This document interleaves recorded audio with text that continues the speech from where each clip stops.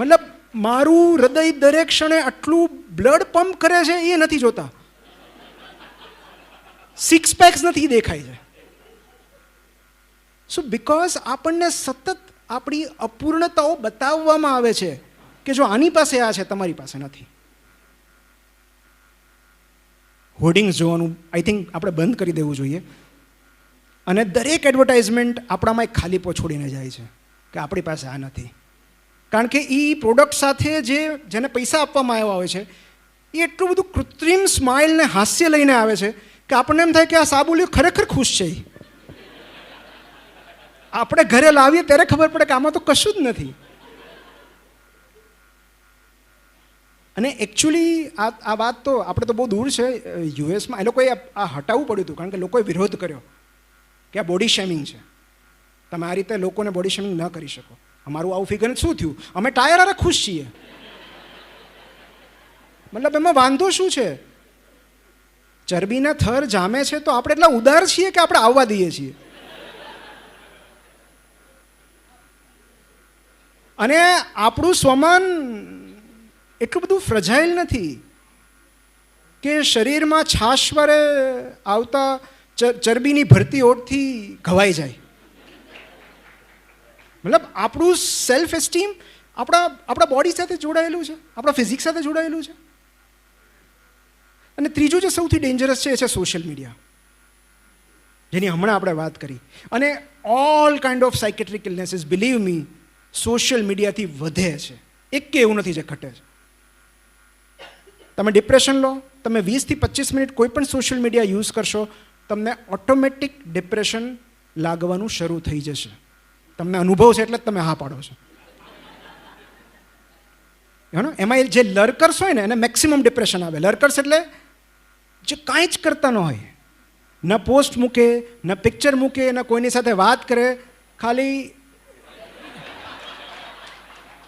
કોણ ક્યાં ફરવા ગયું છે, કોણ કોની સાથે કેન્ડલ લાઇટ ડિનર કરે છે, ફલાણી એક્ટ્રેસનું કોની સાથે લિવિનમાં છે, બસ આવું જ બધું કન્ઝ્યુમ કરીને એક ઊંડો નિસાસો નાખીને સૂઈ જાય.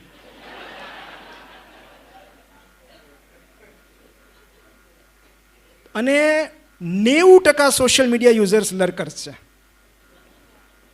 90%. જે લોકો ક્રિએટર છે એમને ઓછું ડિપ્રેશન આવે છે. સો હું એવું કહીશ કે don't be a consumer in social media, be a creator or at least a communicator.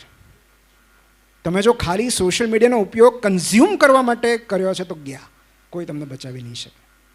અને એનું એકમાત્ર કારણ છે કમ્પેરિઝન. પહેલાંના સમયમાં આપણી સરખામણી ખાલી કાકા મામાના દીકરાને થતી, બહુ તો પાડોશમાં જે હોય. હવે તો જેને આપણે ઓળખતા નથી, જામનગર, સુરત, રાજકોટમાં રહેલો કોઈક, એને જોઈને આપણે નિસાસા નાખીએ છીએ. સાચી વાત સાઈરામભાઈ? જે ક્ષણે તમે સોશિયલ મીડિયામાં લોગિન કરો છો, unknowingly you are landing in the zone of comparison. સાવ જાણતા જ તમે સરખામણી કરવા માંડો છો. અને તમારું બોડી સારું હોય તો પછી લાઇક્સની સરખામણી. એને કાંઈ છે નહીં તોય કેટલા 1000 લાઇક મળે છે. સો ડિપ્રેશન. બીજું એન્ઝાઇટી. બ્લુ ટિક થઈ ગયા પછી 5 મિનિટમાં જવાબ ન આવે.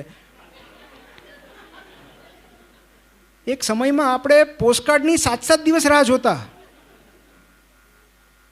SMS હતા ત્યારે ઓલી નોકિયામાં ઓલી લાઇટ લબુક જબુક થાય ને એની માટે 2-2 કલાક બેસતા. અને હવે બ્લુ ટિક થઈ ગઈને જવાબ નથી આવવામાં કેટલાક લોકો દિલ તોડીને બેસી જાય છે. એન્ઝાઇટી કે તરત રિસ્પોન્સ કેમ ના આવ્યો. એડિક્શન. સતત ઓલા ડાયપરની જેમ સતત ચેક કરતા રહેવું પડે, કાંઈ છે નહીં ને.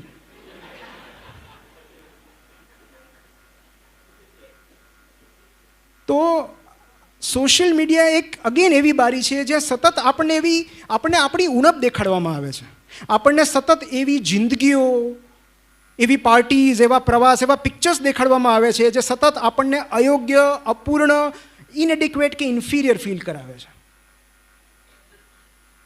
આપણને સતત એવું લાગે છે કે આપણે ઇનએડિક્વેટ છીએ, આપણામાં કંઈક ખૂટે છે. અને એ જે ફિલિંગ છે ઇનએડિક્વેસીની, એ સૌથી ભયાનક છે. આપણને એમ લાગે છે કે આપણામાં ખાલીપો છે, કશું ખૂટે છે આપણામાં માત્ર સોશિયલ મીડિયા જોઈને. તો આ unconscious disconnection with status and respect છે. આપણને સતત આપણું સ્વમાન ઘવાતું હોય એવું લાગે છે. કોઈ કરતું નથી, માત્ર આ સ્ટ્રેટેજી છે, અલ્ગોરિધમ છે. અને તમે ભૂલે ચૂકે જો એકવાર એ રૂપાળી સ્ત્રીનો કે ફલાણાનો ફોટો લાઈક કરી દીધો, પછી ઇન્સ્ટા તમારી પાછળ પડી જશે. તમને એવી જ ફીડ બતાવ્યા કરશે જે તમને સતત ઇન્ફિરિયર ફીલ કરાવે. સો સ્વમાન અને સ્ટેટસ રિક્લેમ કરવું એ માનસિક સ્વાસ્થ્ય માટેની મૂળભૂત જરૂરિયાત છે. સિક્સ્થ ઇઝ વેરી ઇમ્પોર્ટન્ટ, જે સૌથી ઇગ્નોર થતું છે, એ છે ડિસ્કનેક્શન વિથ નેચર. એકચ્યુઅલી અમારે પહેલાં કહેવું જોઈએ, કુદરત સાથેનું કનેક્શન આપણે ગુમાવી ચૂક્યા છીએ.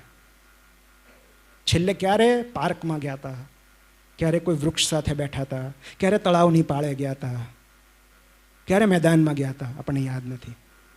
અને હવે જેમ ડાયટિશિયન હોય ને, જે તમને કહે આટલું લો, આટલું ન લો, આટલું ઓછું કરી નાખો, પ્રોટીન આટલા, કાર્બ્સ એટલું, એવી રીતે હવે ફોરેસ્ટિશિયન છે, જે તમારા માટે પ્રકૃતિનો ડોઝ નક્કી કરે છે કે કેટલી પ્રકૃતિનું તમારે સેવન કરવું જોઈએ, તમારે એનો સંપર્કમાં રહેવું જોઈએ. અને એની માટેનું એક પિરામિડ છે જેને નેચર્સ પિરામિડ કહેવાય. એમાં 25-3નો રૂલ છે. તમને પ્રેક્ટિકલી કામ લાગે એવો છે. 25-3 એટલે 20 મિનિટ 5 કલાક 3 દિવસ. 20 મિનિટ એટલે દરરોજની ઓછામાં ઓછી 20 મિનિટ કોઈ પ્રકૃતિના સંપર્કમાં રહો. કોઈ ગાર્ડનમાં ચાલવા જાઓ, જ્યાં વૃક્ષ હોય એવી જગ્યાએ ચાલવા જાઓ, કોઈ પાર્કમાં બેસો, પણ 20 મિનિટ અઠવાડિયામાં મિનિમમ 3 વાર પ્રકૃતિના સંપર્કમાં રહો. Minimum dose required. Okay, 3 times in a week. Second છે 5 કલાક દર મહિને 5 કલાક સેમી વાઇલ્ડ એન્વાયરમેન્ટમાં વિતાવો. ગાઢ જંગલ ન હોય તો ચાલશે, પણ નદી હોય, તળાવ હોય, થોડા ઘણા ડુંગરા હોય, નજીકમાં ગામડું ક્યાંક હોય, 5 કલાક. શરત એટલી છે કે સાથે મોબાઈલ ના હોવો જોઈએ. અને ત્રીજું છે 3 દિવસ.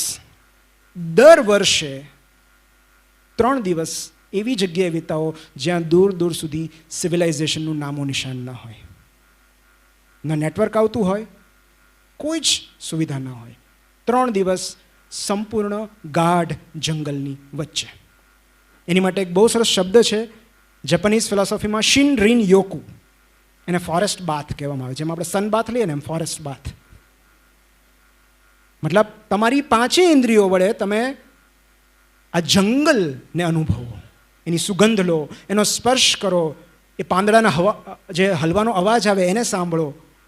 તમે સંપૂર્ણ પ્રકૃતિમય બની જાઓ. એક બહુ સરસ શબ્દ છે, જ્યારે મેં આ વાંચ્યું ત્યારે મને એમ થ્રિલ થઈ ગયું હતું, સિલ્વોથેરાપી. સિલ્વોથેરાપી એટલે ટ્રીટમેન્ટ બાય ટ્રીઝ. તમે ખાલી થોડો સમય કોઈ વૃક્ષની બાજુમાં બેસો, તમારું ડિપ્રેશન દૂર થઈ જશે. એવો જાદુ હોય છે વૃક્ષોમાં. વૃક્ષનું એવી એનર્જી હોય છે, હિલિંગ એનર્જી. અને હું દરેક વખતે કહેતો હોઉં છું કે nature is the best healer. આપણી મોટા ભાગની માનસિક સમસ્યાઓનું કારણ પ્રવાસ અને પ્રકૃતિનો અભાવ હોય છે. વિટામિન એનની ઉણપ હોય છે, નેચરની ઉણપ હોય છે. કારણ કે આપણે ભૂલી ગયા છીએ કે આપણે નેચરનો જ ભાગ છીએ. અત્યારે સિવિલાઇઝ થયા, પહેલાં તો જંગલમાં જ રખડતા. તો એ માતા, એ પ્રકૃતિ, એ ધરતીનો ખોળો આપણને બોલાવે છે. અને જ્યારે આપણે એનાથી દૂર ભાગીએ છીએ ત્યારે માનસિક સ્વાસ્થ્યની સમસ્યાઓ સર્જાય છે. સો આ નેચર સાથે કનેક્ટ થવું બહુ જરૂરી છે. અમે પોતે અનુભવેલું છે. 2019ના ડિપ્રેશન પછી જ્યારે અમે ભૂતાન ફરવા ગયા, ત્યારે એ એક ટ્રીપે મને જે હિલિંગ કર્યું છે, I cannot thank that trip enough. એટલો બધો જાદુઈ કોઈ હિલિંગ પાવર હતો. અને દરેક જગ્યાએ છે. ભૂતાન જવાની જરૂર નથી.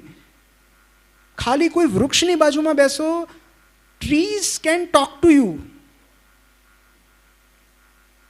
મારી દીકરી, મને બહુ ગર્વ છે કે 12 વર્ષની ઉંમરે એ એકલી બાર ફળિયામાં બધા વૃક્ષો સાથે વાતો કરતી હોય. વાતો કરે. એણે બધા વૃક્ષના નામ આપ્યા છે. એમના જન્મદિવસ છે. તો ક્યારેક આપણને એવું થાય કે ખરેખર આપણે જે રસ્તા પર જઈ રહ્યા છીએ એ યાતનાઓથી ભરેલો તો નથી ને? ક્યારેક ફક્ત એટલું સમજતા આખો ભાવ નીકળી જાય છે કે જેની ખરેખર જરૂર હતી એ રૂપિયા નહોતા, સ્વાસ્થ્ય હતું, માનસિક શાંતિ હતી, આખી રાતની ઘસઘસાટ ઊંઘ હતી, એક પુસ્તક હતું, એક બાંકડો હતો, એક કોફી હતી, એક સૂર્યાસ્ત હતો, એક મિત્ર હતો, એક કુટુંબ હતું, કે ખરેખર જેની જરૂર હતી એ પામવા માટે વધુ દોડવાની નહીં, સમયસર અટકી જવાની જરૂર હતી.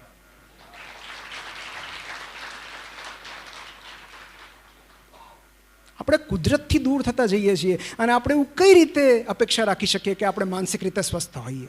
જે આપણા મૂળ છે, જ્યાંથી આપણે ઉગ્યા છીએ, આવ્યા છીએ, આપણે નેચરનો ભાગ છીએ. સેવન્થ ઇઝ, ટૂંકમાં જ કહીશ, ડિસકનેક્શન વિથ એક્સરસાઇઝ.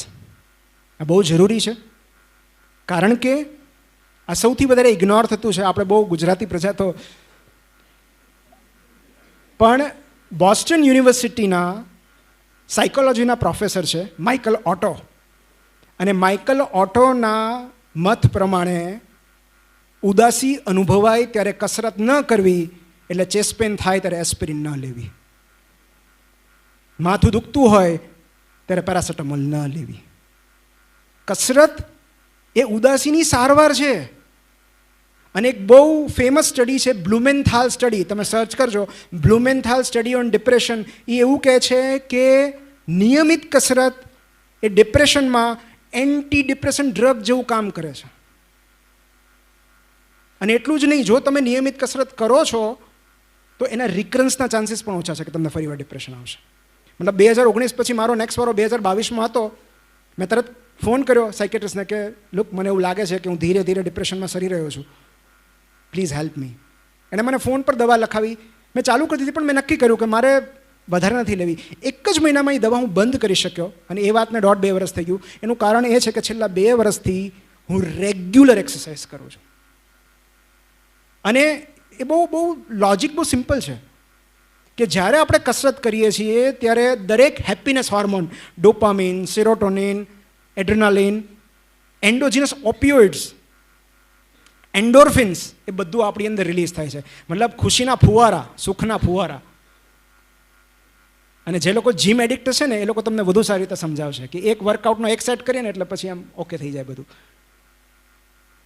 પણ આ ઉદાસી દરમિયાન આ રાહત અનુભવવા માટે, આ મૂડ સુધારવા માટે 10 કિલોમીટર કે મેરાથોન દોડવાની જરૂર નથી. ખાલી 30 મિનિટ ચાલવાથી પણ આ ફાયદો થાય છે. વર્કઆઉટ 30 મિનિટ કરવાથી, સ્વિમિંગ કરવાથી, કોઈ એક કસરત કરવાથી કે આઉટડોર સ્પોર્ટ રમવાથી પણ આ ફાયદો થાય છે. સો જે લોકોને, આ બહુ સિમ્પલ ફોર્મ્યુલા છે કે જ્યારે આ ચાલવા માંડે છે ત્યારે આ શાંત થઈ જાય છે. તમે ટ્રેડમિલ પર દોડતા હો ત્યારે વિચારી નહીં શકો, અને જેવો આ શાંત થાય છે, આ સક્રિય થઈ જાય છે. સો જો આને શાંત રાખવું હોય તો હાથ પગ હલાવતા રહેવા. અને આપણે ભલે 2 પગા હોય, પણ છીએ આપણે પ્રાણી. આપણું નિર્માણ ચાલતા રહેવા માટે થયું છે, આપણે ભૂલી જઈએ છીએ. આ ગાય, ભેંસ, બકરા constant, they are moving. So basic animal એક આપણી આ નીડ છે ટુ કોન્સ્ટન્ટલી મૂવ. આપણે ભલે એક જગ્યાએ સ્થાયી થયા હોઈએ, આપણે સિવિલાઇઝેશનની રચના કરી હોય, માનવ સભ્યતા બનાવી હોય, શહેરો બનાવ્યા હોય, બધી સુખ સુવિધા બનાવી હોય, પણ આપણું મૂળ જે છે સતત ચાલતા રહેવું, એ કેમ ભૂલી જઈએ છીએ આપણે? અને માટે નિયમિત કસરતથી ખાલી શારીરિક નહીં, શારીરિક તો છે જ, પણ મેન્ટલ હેલ્થમાં ખૂબ બધો ફાયદો થાય છે. છેલ્લા 3 ફટાફટ કહી દઉં. Disconnection to sleep. મતલબ એક બહુ સુંદર પુસ્તક છે, વાય વી સ્લીપ. આપણે શું કામ ઊંઘીએ છીએ એના પર કોકે આખું પુસ્તક લખી નાખ્યું છે. અને જો ઈશ્વર મને એક બેઝિક હ્યુમન નીડ પૂરી કરવાનું પ્રશ્ન પૂછે કે કોઈ પણ એક નીડ તારી, કોઈ એક જરૂરિયાત પૂરી થશે, તો હું એવું કંઈ મારે ખાવું નથી, મારે પીવું નથી, મારે કાંઈ કરવું, મને ખાલી સુવા દો. મારા માટે ઊંઘ એટલી જરૂરી છે, કારણ કે મારા ઘરમાં પણ બધાને ખબર છે, જે દિવસે મને ઉજાગરો થયો હોય, મારી ઊંઘ પૂરી ન થઈ હોય, બીજા દિવસે હું બહુ ઇરિટેબલ રહું છું, મને બહુ જલ્દી ગુસ્સો આવે છે, મારું માનસિક સંતુલન ખોરવાઈ જાય છે. અને this is true with everybody. ઊંઘ પાછળ કંઈક કારણો જવાબદાર છે. આપણે શું કામ સૂઈએ છીએ? અને કેટલા કલાક સૂવું એ દરેક માટે અલગ અલગ હોય, દરેકની ઊંઘની જરૂરિયાત અલગ અલગ હોય, પણ સામાન્ય રીતે ઓન એન એવરેજ 6 થી 8 કલાકની ઊંઘ જરૂરી છે. જો તમે લાંબા સમય સુધી ઊંઘ સેક્રિફાઈસ કરતા રહો છો, ઊંઘને કટ કરતા રહો છો, તો ક્યારેક એ તમારી મેન્ટલ હેલ્થ, ક્યારેક તમે અનુભવ્યું હશે કે તમને ઉદાસી અનુભવતી હોય, મજા ન આવતી હોય, ખાલી તમે થોડી વાર સૂઈ જાઓ ને તોય તમને મજા આવે, ફ્રેશ થઈ જાઓ. સો આઇન્સ્ટાઈન 10 કલાક સૂતા, એટલે આપણે એવું કહી શકીએ જે વધુ સૂતા હોય ઇન્ટેલિજન્ટ હોય. છેલ્લા 2 બહુ જ મહત્વના, આ જે ડિસ્કનેક્શન છે એ સૌથી કોમન છે, આપણે કોઈ પ્રેક્ટિસ નથી કરતા, પણ જો આમાં માસ્ટરી મળી શકે તો જગતની કોઈ એવી સમસ્યા નથી જે આપણે ઉકેલી ન શકીએ, અને એ છે ડિસ્કનેક્શન વિથ ગ્રેટિટ્યૂડ. આપણામાં કૃતજ્ઞતા ઓછી થતી જાય છે. છેલ્લે ક્યારે આપણે થેન્કફુલ થયા હતા કોઈને પણ? એક બહુ સરસ પત્ર છે જે હું તમને એનો ઉલ્લેખ કરું છું, અને એને cancer diary of a patient કહેવાય છે.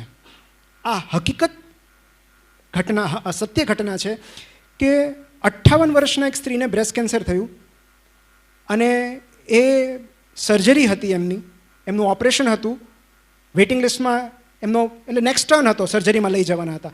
પોતાના રૂમમાં બેઠા બેઠા એમણે આ પત્ર લખ્યો હતો, ડાયરી લખી હતી કે અત્યારે મને કેન્સર છે, હમણાં થોડા સમયમાં મને ઓપરેશન થિયેટરમાં લઈ જવામાં આવશે, ઓપરેશન દ્વારા મારી બ્રેસ્ટ કાઢી નાખવામાં આવશે, પછી રેડિયોથેરાપી, કિમોથેરાપી, કદાચ ઘણી બધી તકલીફોમાંથી મારે પસાર થવું પડે, પણ આ ક્ષણે હું મારી જાતને બહુ ભાગ્યશાળી માનું છું. મને ગ્રેટિટ્યૂડની ફિલિંગ આવે છે, કારણ કે મારી તદ્દન બાજુમાં એક પીડિયાટ્રિક વોર્ડ છે. એ વોર્ડમાં 10 વર્ષના, 8 વર્ષના, 12 વર્ષના એવા બાળકો છે જેઓ કેન્સરથી પીડાઈ રહ્યા છે, જેઓ ચાલી નથી શકતા, જેમનું શરીર લાકડી જેવું થઈ ગયું છે, હાડપિંજર એમના હાડકાં દેખાય છે, એમને સ્ટ્રેચર પર લાવવામાં આવે છે. એ લોકો કેટલા વર્ષ જીવશે મને નથી ખબર, પણ મારા 58 વર્ષ સુધી ઈશ્વરે મને સારી રાખી, એ બાબતે હું ઈશ્વરનો આભાર માનું છું. આપણી માનસિક સમસ્યાઓનું મૂળભૂત કારણ એ છે કે આપણને જે નથી મળ્યું આપણે એના પર ફોકસ કરીએ છીએ, અને આપણી પાસે જે છે એને ઇગ્નોર કરીએ છીએ. મતલબ રોજ સવારે ઉઠીને એવા 3 કારણો ન મળે જેના માટે આપણે ઈશ્વરના આભારી હોઈએ. એ કાંઈ પણ હોઈ શકે. આપણે હજુ જીવીએ છીએ, સૌથી મોટું કારણ. માથા પર છત છે, ઘરમાં અનાજ છે, આપણા લવ્ડ વન્સ ઉઠ્યા છે. કેટલા લોકો રાતે સૂતા પછી બીજે દિવસે ઉઠતા નથી. જો આપણા ઘરમાં બધા સવારે જાગી જાય તો ઇટ સેલ્ફ એક સેલિબ્રેશન છે કે બધા ઉઠી ગયા.